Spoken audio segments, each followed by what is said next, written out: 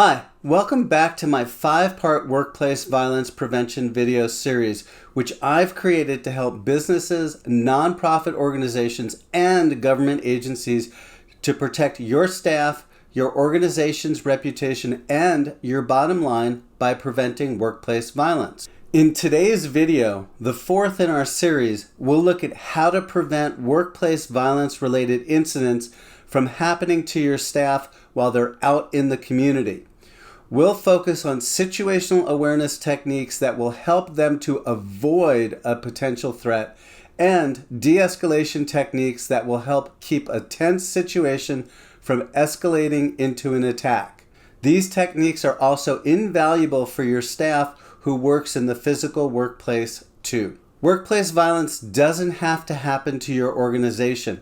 In fact, workplace violence is preventable, which means that your employees do not have to be among the 2 million Americans each year who report being a victim of workplace violence. And your organization does not need to suffer through the higher turnover and absenteeism rates, lower employee morale, lower productivity, damage to public reputation, and lost sales and profit that are experienced by businesses that have had episodes of workplace violence. In the first video in this series, we looked at the different sources of workplace violence, including coworkers and business invitees like clients, patients, vendors, and also from family members and members of the public.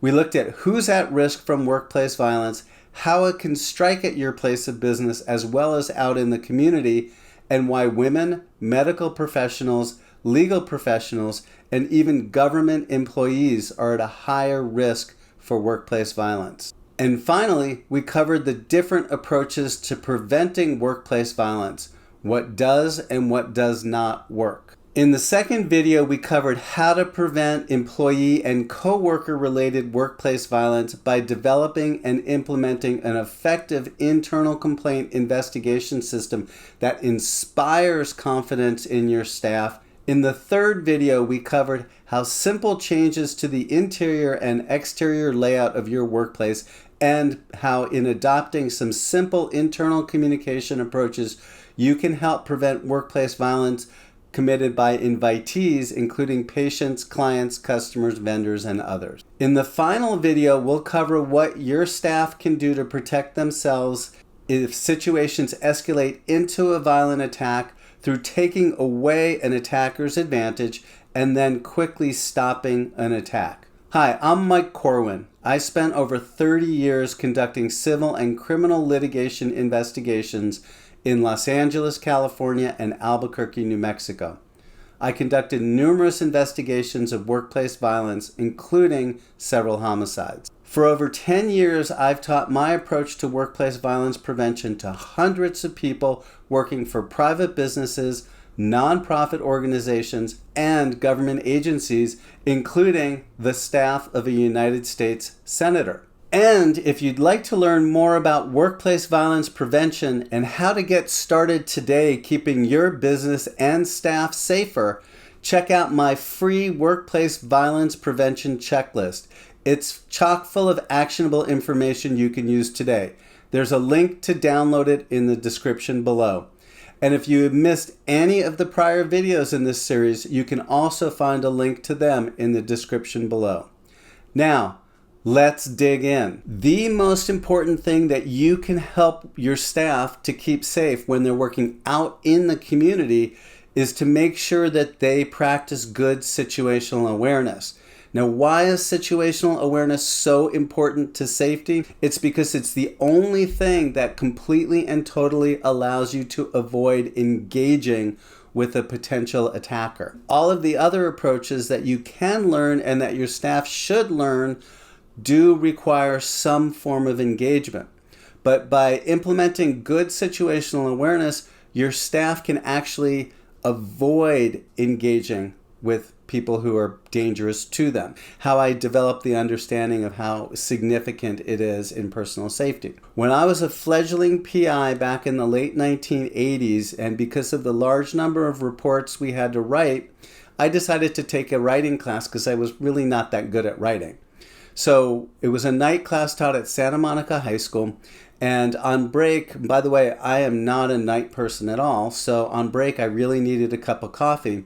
So I went across the street and I started walking up to the corner where there was a coffee shop and donut shop. And as I'm walking there, I suddenly see a man who's been kind of leaning up against a fence to the side of the sidewalk come off the fence and start to come onto the sidewalk.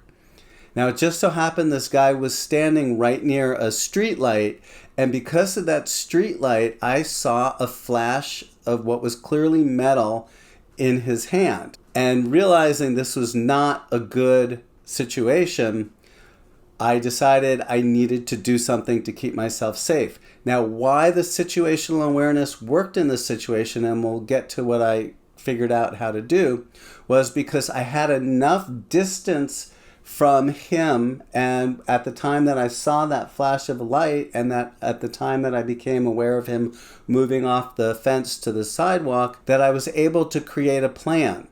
So distance equals early warning equals options, and that equals safety.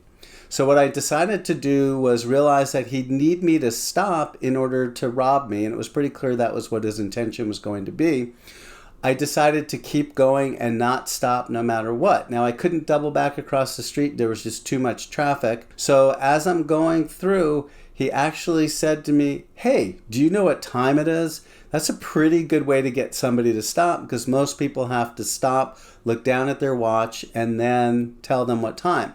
So I heard him say what he said. I didn't want to be rude to him because I didn't know if he had mental health issues and could be set off by that. So I kept walking, but I looked down at my watch, told him what time it was, and moseyed on past him, straight like that.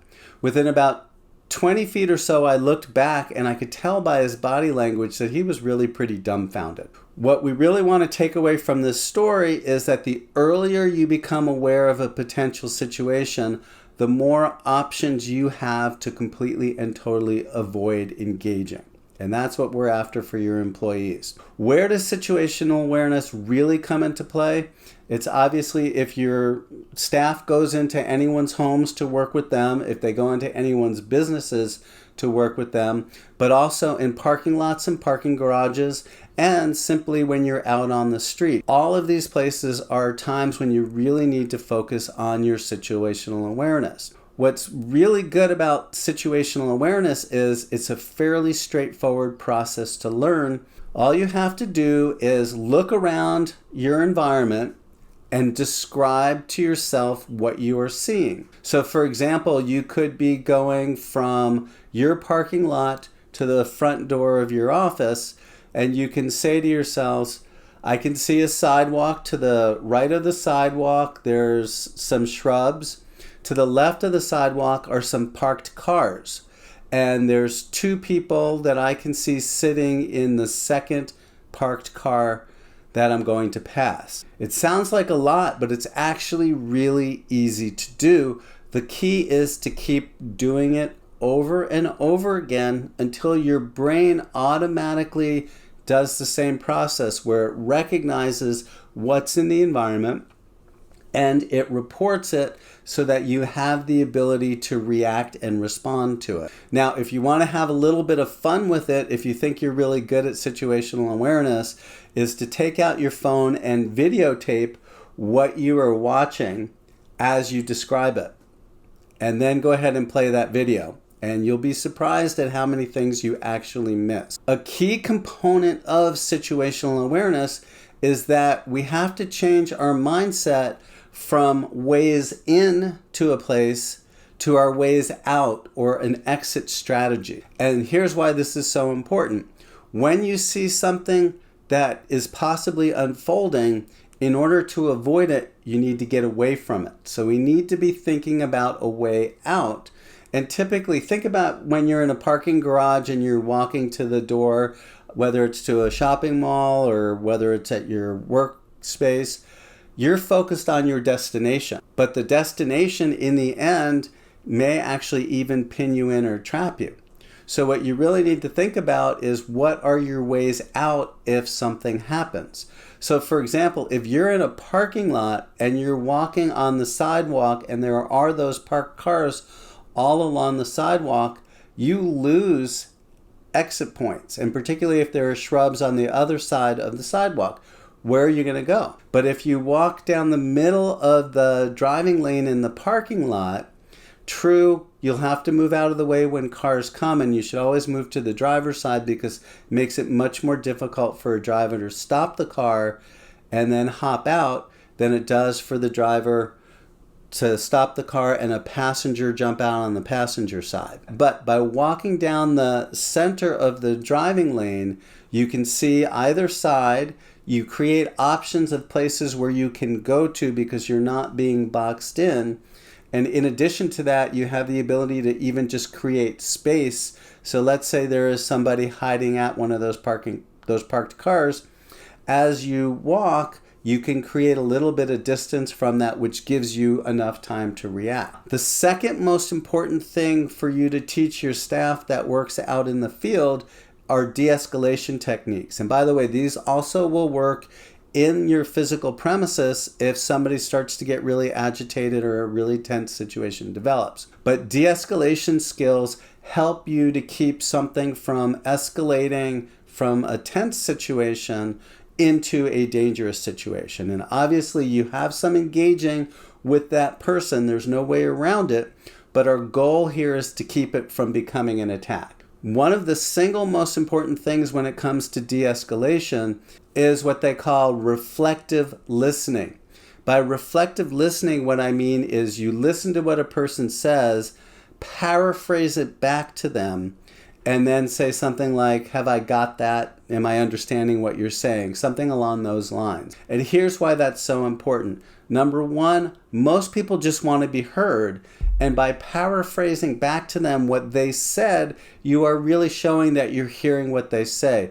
That goes a long way to helping somebody who's tense to calm down. In addition to that, once you start repeating back to them what it is that you think they were saying, they have to shift into listening mode. And when somebody is listening, it makes it much harder physically to engage in an attack because the way the human brain works. Reflective listening is so beneficial to your staff is it prevents them from overreacting and responding too quickly and amping up the level of tension rather than de-escalating that level of tension. Let's say this person is a vendor and they're really aggravated about not being paid and they come storming into the office, where's my check? Your staff person can say, and same with out in the field, but I'm just using this as an example. Your staff can say, I hear what you're saying. What you're saying is you haven't been paid. So when they say that, the person's actually listening to them. Now, on top of that, they're also not reacting by going, who the hell are you and why should you get paid? Kind of a thing, right? They're not amping it up. They're taking it down. And another thing, as you are doing your reflective listening, you can further present a calming demeanor to the person who's agitated through your body language. And here's how you do that. One, your hands should be up because this is also to help protect you, but your hands should be up, palm forward, and you can see this is a pretty de-escalating position. It's not like that, right? It's like this. It's calming. As you're doing that, you're also making eye contact, but you're not staring for an elongated period of time so that you are showing them physically to calm down, right? You're not saying, calm down, you need to calm down right now.